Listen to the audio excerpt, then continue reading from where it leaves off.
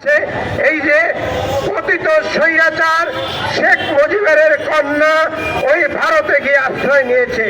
আমরা পরিষ্কার ভাষায় বলতে চাই, আজকে বাংলাদেশের প্রতি কেউ যদি আঙুল তুলে কোনো কথা বলতে চান, দেশের স্বাধীনতাকামী বাংলাদেশের মানুষ আজকে তা প্রতিবাদ জানাবে।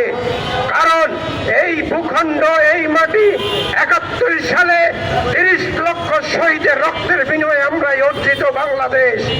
লাল সবুজের পতাকার দিকে কেউ যদি নজর দেয়, আমরা তার চোখে চোখ রেখে তাকে প্রতিহত করব, এটা আমাদের দৃঢ় বিশ্বাস আছে।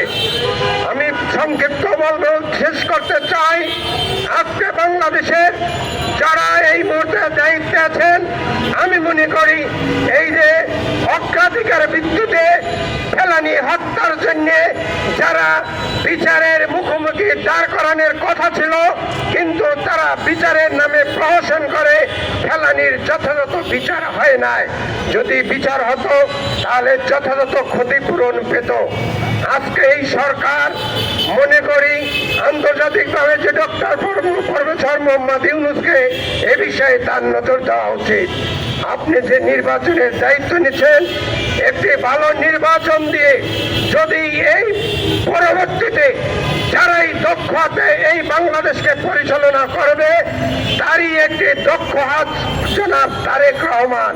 আমি মনে করি নির্বাচন যদি যথাযথ হয়, জাতীয়তাবাদী এবং আমরা যারা যুগপৎ আন্দোলন করেছি, এই জাতীয়তাবাদীর নিয়ন্ত্রণে, জাতীয়তাবাদী অধীনেই আগামী বাংলাদেশ পরিচালিত হবে। এই দক্ষ হাতাচ্ছে জনাব তারেক রহমান।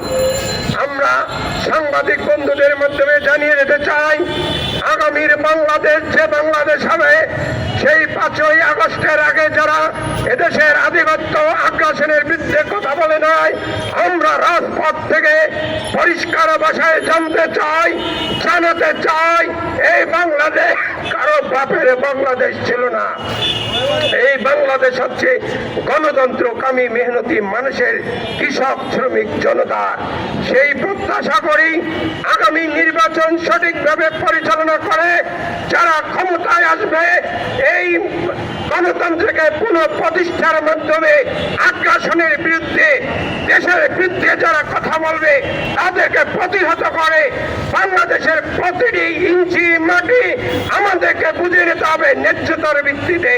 আমরা কাউকে ছাড় দিয়ে কথা বলবো না। এই বাংলাদেশ আমাদের বাংলাদেশ। এই বাংলাদেশ স্বাধীনতা যুদ্ধে যারা নিহত হয়েছে তাদের বাংলাদেশ। এই বাংলাদেশ যারা ৫ই আগস্ট যারা শেখ হাসিনাকে তাড়িয়েছে, নিহত হয়েছে, শহীদ হয়েছে, তাদের বাংলাদেশ। প্রিয় বন্ধুরা, যারা আজকে আপনারা এই বক্তব্য শুনেছেন, সাংবাদিক বন্ধুরা ধৈর্য ধরে আপনারা প্রচার করছেন, সকলকে ধন্যবাদ জানিয়ে আজকের মতো এই প্রতিবাদ সমাবেশ সমাপ্ত ঘোষণা করছি। বাংলাদেশ জিন্দাবাদ, ন্যাশনাল লেবার পার্টি জিন্দাবাদ।